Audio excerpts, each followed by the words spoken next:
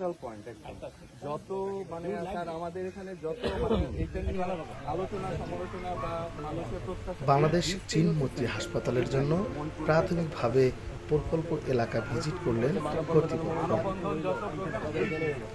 গঙ্গাচড়া উপজেলার লক্ষ্মীটার ইউনিয়নের মহিপুর তিস্তা ব্রিজের পাশে বাংলাদেশ চীন মৈত্রী হাসপাতালের জন্য প্রকল্প এলাকা ভিজিট করলেন প্রকল্প কর্তৃপক্ষ।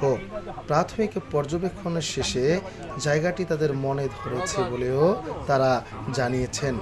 তারা এও জানিয়েছেন যে এই পর্যবেক্ষণেই তাদের শেষ পর্যবেক্ষণ নয়।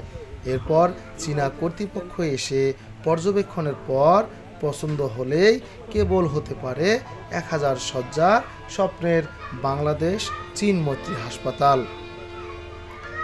স্বাস্থ্য খাতের বেহাল অবস্থার দরুন বড় রোগের চিকিৎসার জন্য রোগীদের প্রায় সময় পাড়ি জমাতে হয় পার্শ্ববর্তী দেশ ভারতে।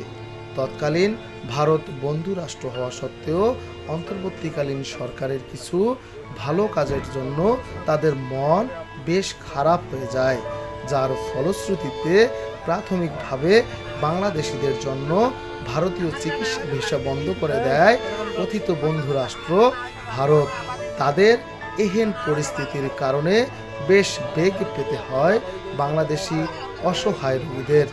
আর এমন পরিস্থিতিতে আর এক বন্ধু রাষ্ট্র চীন এসে তখন পাশে দাঁড়ায় অবহেলিত বাংলাদেশের।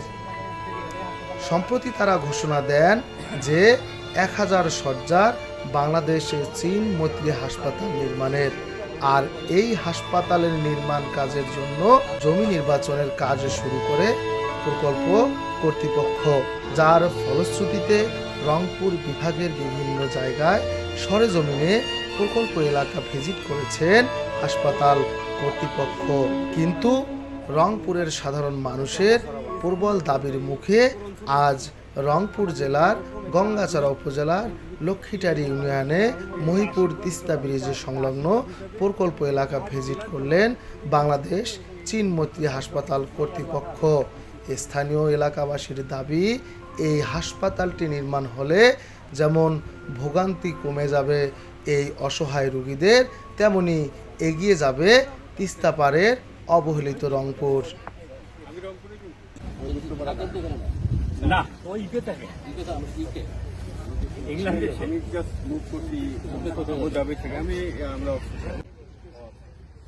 প্রদর্শন এলাকা থেকে ঘুরে নুরুল হুদা নাহিদ, জি+ নিউজ।